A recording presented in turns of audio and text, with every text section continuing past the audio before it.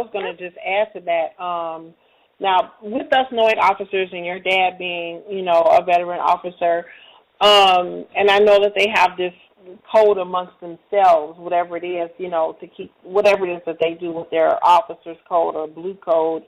A lot of the people that I asked about being on the show, they just felt like even though there's so many good officers with a few bad apples that are making it bad, they don't want to speak out or against it for fear of retaliation from their own people on them.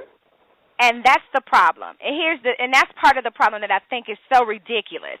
If you scared of their asses and you work with them every single day and you have a gun, how do you think John Q. Public walking down the street feels? If you don't feel safe with these motherfuckers, why should we? Why should we? Girl. That is not a vote of confidence. And again, it only takes one to mess it up for the many. For all the many good cops that there are out there, the few that make it bad, they make it bad. It's just like what we said about single women. It's bitches like you that make it hard for women like me, right?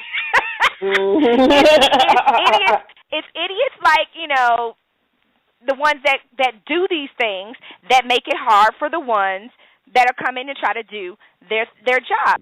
It's so the bully on the play yard kind of thing. It is. You can be the bully for so long before the person who's being bullied by you is going to lash out. And you cannot then turn around as the officials, meaning like the principal and all of that, or in this case, the government, all of that. You can't blame the person who was bullied. It's only so long you're going to fuck with me before I'm going to let your ass have it. I don't give a shit who you are. You know what I mean? Everybody has their breaking point, and it's gotten to the point where it's ridiculous.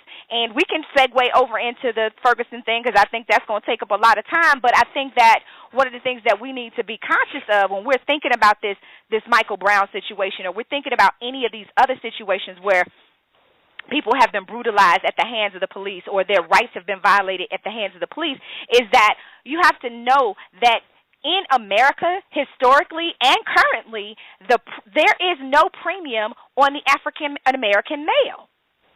There's no premium on their life. There's no value placed on it. So with that being said, what difference does it make if we shoot another nigga in the street? What difference does it make if in this neighborhood they're shooting and robbing and killing each other? Because then that means that we ain't got to do it. Right? What difference does it make if they're underemployed, uneducated, disenfranchised? You know, what? So what? Hey.